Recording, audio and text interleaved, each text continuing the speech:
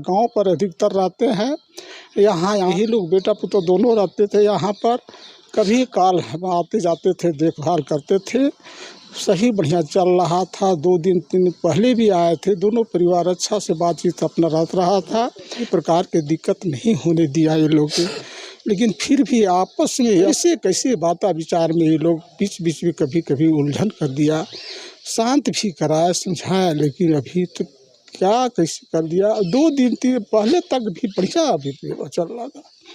हम कल रात में नहीं आए, गांव से सीधे डायरेक्ट हम ड्यूटी चल गए। ड्यूटी से एक बार हम अभी ड्यूटी पर थे तो हमको वहाँ से जानकारी मिली, आपका बहू छत पर से गिर गई है, अब हॉस्पिटल जाइए। आए हॉस्पिटल, यहाँ हॉस्पिटल से आने के बाद फिर यहाँ से डॉक्टर ने रेफ़र कर दिया। उसके बाद यहाँ से लोग पर यहाँ चतरा यहाँ छानबीन किए नीचे, तब तक पीछे से एम्बुलेंस आ गया।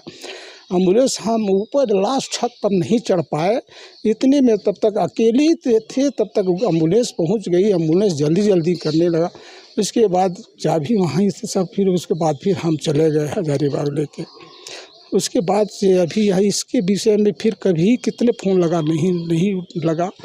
उसके बाद अभी आए तब अभी कि पता चला है फिर कि अभी ये भी ऐसे कर लिया। अभी जस्ट तुरंत साथी बस से अभी उतरे। अभी किसकी मौत हुई है सर? ही दोनों छोटा बेटा पुत्र दोनों के हो गई है। बेटा को मौत कैसे हुआ? अब ये भी नहीं जानते हैं हम भी। हम घर में कोई नहीं आ रहा, तो दोनों खाली ही बेटा पुत्र रहते थे। अच्छा, किस मामला को लेकर के आपस में लोगों का विवाद होता था? कभी कोई ऐसा बड़ा मामला तो नहीं थी आपस में, कभी कभी तुतु में होता था कभी, तो उसमें फिर हम लोग समझा देते थे। भाई भी कभी आते थे, ये भी समझाते थे, है ना। इसका बड़ा भाई रांची से आता था, ये भी समझाता था, है ना। लेकिन उस समय तक आप बात समझ तो जाता था, लेकिन बाद में फिर कैसे क्या होता था, अब इसके बारे में तो आगे नहीं बता सकते हैं इसके बारे में। हमारे बगल के जो हैं वो आए दौड़ते हुए हमारे पास, बोले कि कोई छत से नीचे गिर गया है। तो हम लोग आनन फानन में गए, दौड़े, देखे कि एक लेडीज़ छत मतलब गिरी हुई है और छटपटा रही है। तो हम लोग आनन फानन में उसको निकाल के हॉस्पिटल लाए और उसको प्राथमिक उपचार कराने के बाद उनके ससुर यहाँ पे जेल में वो काम करते हैं, सिपाही हैं जेल के। तो उनको हम लोगों ने बुला के सूचना दिया। घर में कोई नहीं था और वैसी स्थिति में इनको सूचना देने के बाद इमरजेंसी हालत में इनको हजारीबाग रेफ़र किया गया। तो वो चले गए। उसके बाद हम लोग इसके लड़के जो है कुलदीप, उसके नंबर पे हम लोग काफ़ी ट्राई किए, बार बार फ़ोन कर रहे थे, लेकिन कोई रिस्पांस नहीं मिल रहा था।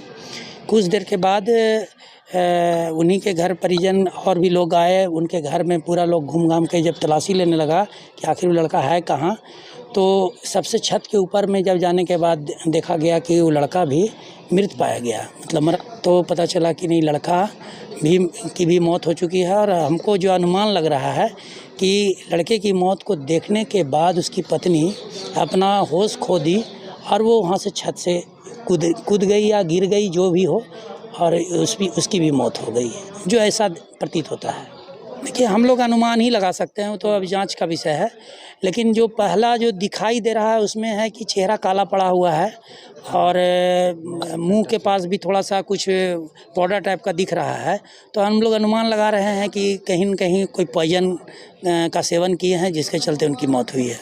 और अनुमान है, जैसा डॉक्टर का एक बोल रहे थे कि पत्नी भी शायद पॉइजन भी खाई है, जैसा कि उसके मुंह से भी झाग आ रहा था, जिसमें हम लोग उठा के लेके गए थे।